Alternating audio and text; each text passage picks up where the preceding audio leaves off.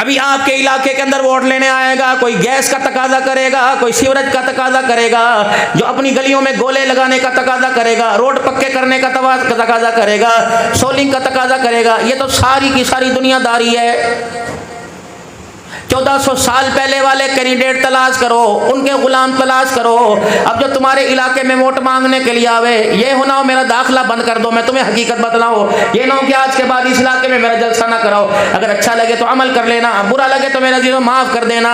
اب کہ تمہارے علاقے میں کوئی ووٹ مانگنے آئے، کمیاں تجھے ووٹ بھی دیں گے، نوٹ بھی دیں گے، اپنی کمائی خرچ کر کر تجھے اسمبلی تک پہنچائیں گے، لوگوں کی منت سماجت کر کے وہ تجھے ووٹ دلوائیں گے، اپنی پوری کنبے برادری کا ووٹ دلوائیں گے. آپ اب نہیں، زور کی نماز نہیں، اثر کی نہیں، اب مغرب کی نماز سے 10 منٹ پہلے مسجد میں آ جانا. جب مغرب کی نماز اذان ہو جائے، وضو کر کے ہمیں مغرب کے 3 فرض پڑھا دینا. اللہ کی قسم سلام پھیرے گا، دعا کرنے سے پہلے خدا کے گھر میں وعدہ کریں گے ووٹ بھی تجھے دیں گے، نوٹ بھی تجھے دیں گے. اگر تو ووٹ لینے والوں کو 3 فرض نہیں پڑھا سکتا تو پھر خدا کے واسطے روٹی کھا، پانی پی، تیری مرضی، تو ہمارے ووٹ کا حقدار کوئی نہیں.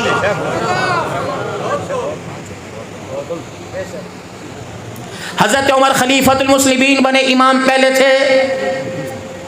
سیدنا صدیق اکبر رضی اللہ تعالیٰ عنہ کو 11 لاکھ مربع میل کی حکمرانی ملی تو امامت کے فرائض نبی کی زندگی کے اندر ادا کرنا شروع کر دیے.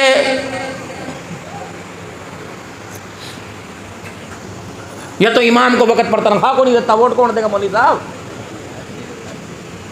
اگر انہیں وقت پر تنخواہ دے تو کبھی کبھی مغرب کی اذان میں جمعرات کے دن تمہارے گلے سر نہ کھائیں. حضرات ایک ضرور اعلان سن گنو، جامع مسجد چندہ ہے 5 روپے دئی جاؤ، جنت گھر لئی جاؤ. اتنی آسان جنت؟ یہ تو بلال نے پکڑ کے جب ڈکوسلے مارنا نہیں کر کے،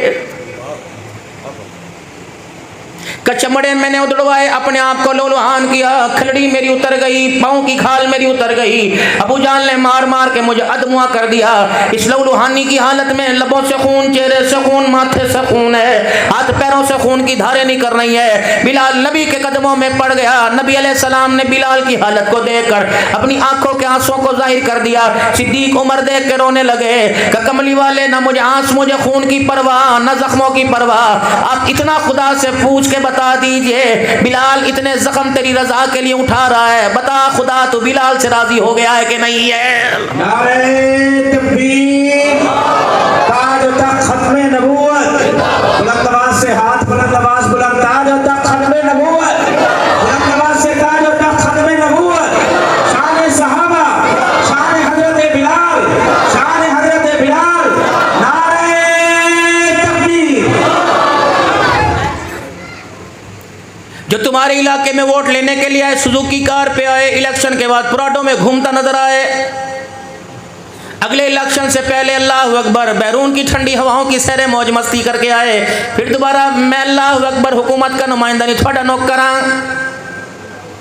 اثاثے دیکھے آپ نے ان کے کتنے. غریب کا احتساب کیوں نہیں ہو رہا؟ مسجد کے مولوی صاحب کا احتساب کیوں نہیں ہو رہا؟ ملک ایوب چھجڑا ساری زندگی حکومت کی نوکری کرتا رہا، اس کا احتساب کیوں نہ ہوا؟ ملک شہید چھجڑا صاحب خدا اسے سلامت رکھے، علماء ولی عمر صاحب بیٹھے، ان کا احتساب، میرا احتساب کیوں نہیں ہوتا؟ یہ منصب کچھ چھوٹا ہے؟ جنہیں اپنے احتساب کی فکر نہ ہو، انہیں خدا کے آگے جواب دینے کا ڈر کوئی نہیں ہوتا. یہ لوگ جتنے بیٹھے ہیں، انہیں اپنے احتساب کی فکر ہے، خدا کے آگے کھڑے ہونے کی فکر ہے. کوئی امریکہ کا غلام بن کے آئے گا، کوئی IMF کا میرے عزیزوں بروکر بن کے آئے گا، اللہ اکبر، کوئی کہیں کا غلام بن کے آئے گا.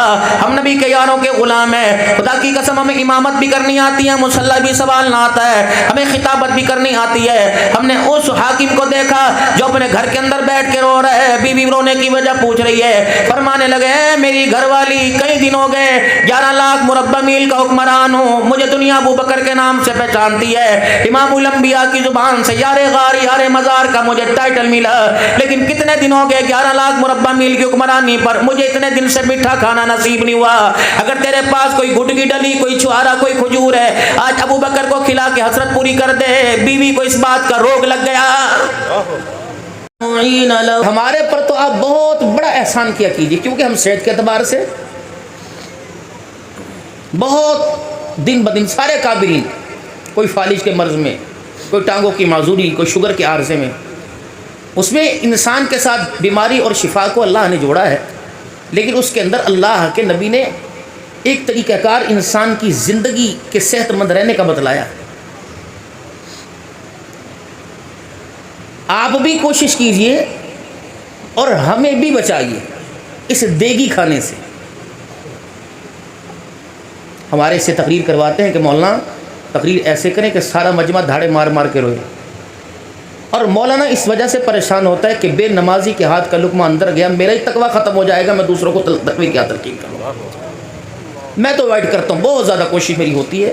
اور تعالی محمن کو پتہ ہے کہ میں اکثر، اللہ کا شکر ہے، کیا پتہ یہ پرسوز آواز کی یہی وجہ ہو کہ کوشش کرتا ہوں کہ بے نمازی کے ہاں کبھی ہوٹل پہ مجبوری بن جائے، ورنہ کوشش ہو کہ بے نماز. علماء اکرام تو اللہ کے واسطے ہوٹلوں کو چھوڑیں، خدا کے واسطے.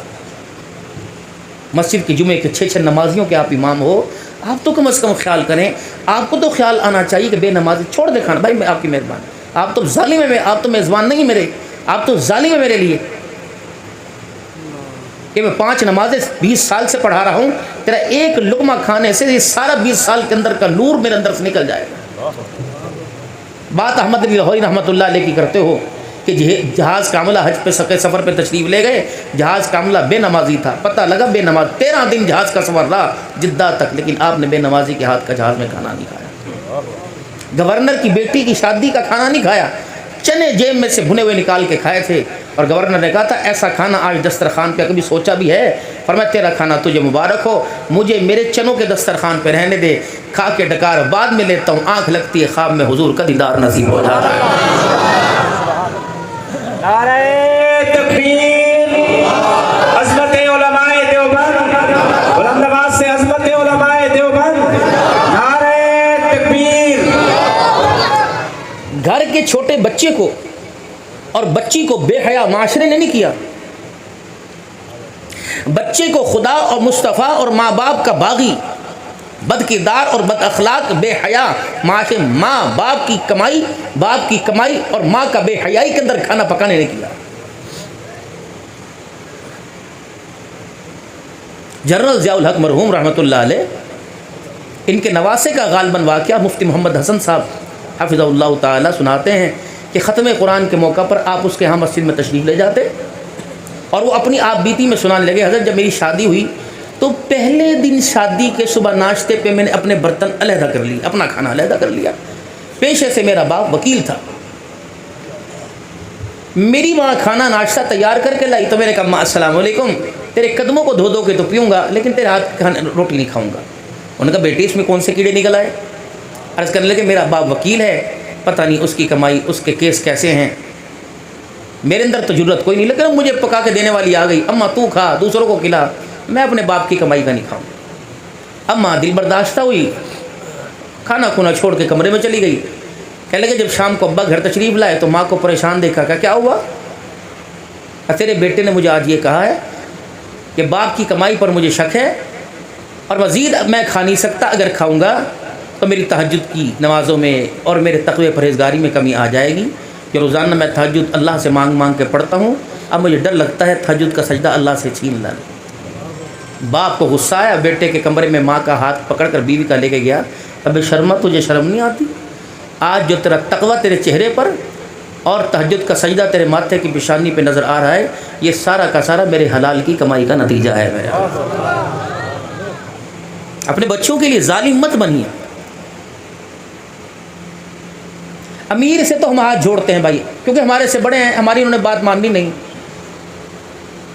کبھی یوں نہ کہتے مولوی صاحب آپ نے جلسے بلا کے عبدالرحمن کے ہاتھوں میں ذلیل کرایا. نہیں، مجھے تو غریب سے کچھ عرض کرنا ہے. تیرے ریڑی کے فروٹوں کی بناوٹ کو، سجاوٹ کو دیکھ کر کتنے داغی فروٹ دے دو گے؟ کتنا غریب تو ریڑی سے امیر تو لیتا نہیں. غریب ہی آئے گا جس نے 10 دن کے بعد اپنے بچوں کی خواہش کو پورا کرنا ہو. تم غریب ہو کر غریب کا خیال نہیں کرتے. امیر کو کہتے ہو حاجی صاحب اتھو پا دوا جتھوں مرضی، حاجی صاحب آپ پڑھو، حاجی صاحب آپ پڑھو. اس کا ٹھیلا بھی حاجی صاحب توڑ لو، 2 دانے زیادہ ڈال کے دو گے، پھر کہو گے حاجی صاحب جاؤ گھر پہنچ جائے گا، کیا تکلیف کرو کتنا بڑا. غریب کو کھڑا ہونے دیتے ہو؟ اس کو تو 2 صاحب اے دیکھ دیسی مرغی ورگا دانا ہے. 2 اوپر ڈالے، پھر 4 داغی ڈال دیے، پھر غلط ڈال دیے، پھر تھیلی بند کر دی، پھر گرے باندھ دی، پھر اس کو دے دی۔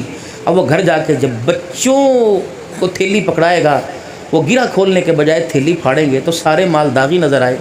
اگر اس غریب نے یوں کر کے منہ کیا اور یوں کہا اللہ میں تو بے بس تھا، تو بے بس کوئی نہیں ہے، تو خدا کی قسم نہ ریڑھی بچے گی نہ ریڑھی والا بچے گا۔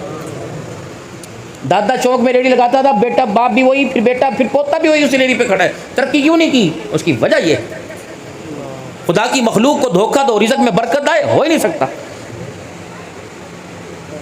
داغی مال ہے پڑا ہوا، چودھری صاحب سے کہا حاجی صاحب یہ بھی اتنے پیسوں کے آئے ہیں، حاجی صاحب 4 یہ لے لو، 1 یہ لے لو، اوپر سے آپ ہٹاؤ۔ لیکن نہیں، میں نے تو ہٹ درمی کرنی ہے، میں نے تو اللہ کو ناراض کرنا ہی کرنا ہے۔ جہاں آم داغی ہوگا وہاں پہ میں آم کا مونوگرام لگاؤں گا، جب سیب داغی ہوگا وہاں میں پنی لگاؤں گا، اسے الٹا کر کے رکھوں گا۔ کس کو دھوکہ دے رہے ہو؟ الخلق عیال اللہ، جتنے بیٹھے ہو تم ساری اللہ کی مخلوق ہو، بیٹے بیٹیاں نہیں ہو، اللہ ان چیزوں سے پاک، لیکن ہو اللہ کا کنبہ۔ فرمایا تیرے کنبے پر انگلی اٹھائے تیرے سے برداشت نہیں ہوتا، میرے کنبے کے ساتھ کوئی دغا کرے تو پھر میرے سے برداشت نہیں ہوگا۔ اگر حکومت کی طرف سے مہنگائی کے آرڈر ہو رہے ہیں، پھر حکومت جو ہے اس کو لان تان کرتے ہو، اس کو مرود الزام ٹھہراتے ہو، اس کو گالیاں دیتے ہو، اور جب تم خدا سے اور ہم خدا سے بغاوت کریں گے، کمیاں اپنے اندر تلاش کر۔ دھن رے دھنی اپنی دھن، پرائی دھنی کا پاپ نہ بن، تیری روئی میں 4 بنولے سب سے پہلے ان کو چن۔ اپنے آنچل اپنے دامن کے داغوں کو صاف کر۔ حکومت جانے اس کا یہ کیا کسی کی مجبوریاں، کسی کے کیا مسئلے حل کریں گے؟ جو تیری کمائی کے بجٹ کے محتاج ہوں وہ تیرے مسئلے حل کر سکتے ہیں؟ جو اپنی کرسی بچانے کے لیے بھائی کو، بیٹی کو، بہن پر داؤ پر لگائیں وہ تیری عزت کا خیال کریں گے؟ ابھی الیکشن آئے گا، سلیکشن ہو چکی، اللہ عالم، ہمیں کیا واسطہ، ہم تو مسجد مدرسے والے لوگ ہیں، اور آپ بھی مسجد مدرسے سے تعلق رکھیے۔ اپنے سے اونچا دیکھنے کی کوشش نہ کرنا۔ خدا کرسی بچنے دے گا نہ کرسی کے پائے بچنے دے گا، چھوٹے لوگ ہیں۔ اچھا ایک بات بتاؤ، ہم امیر اپنی جگہ، ذمہ دار اپنی جگہ، سونے کی کانوں کے مالک بن گئے، اللہ کی نظروں میں کیا ہیں؟ علماء بیٹھے ہیں، یا ایھا الناس انتم الفقراء الی اللہ، سارے فقیر ہو۔ اور حکومتوں والوں کو بھی خطاب کر رہا ہے، جس نے کلمہ پڑھا لا الہ الا اللہ محمد الرسول اللہ، جس نے انسانیت کا لباس اوڑھا، مالک کائنات اسے امیر کہنے کو تیار نہیں۔ تجھے امیر بننے کا شوق کیسے پیدا ہو رہا ہے؟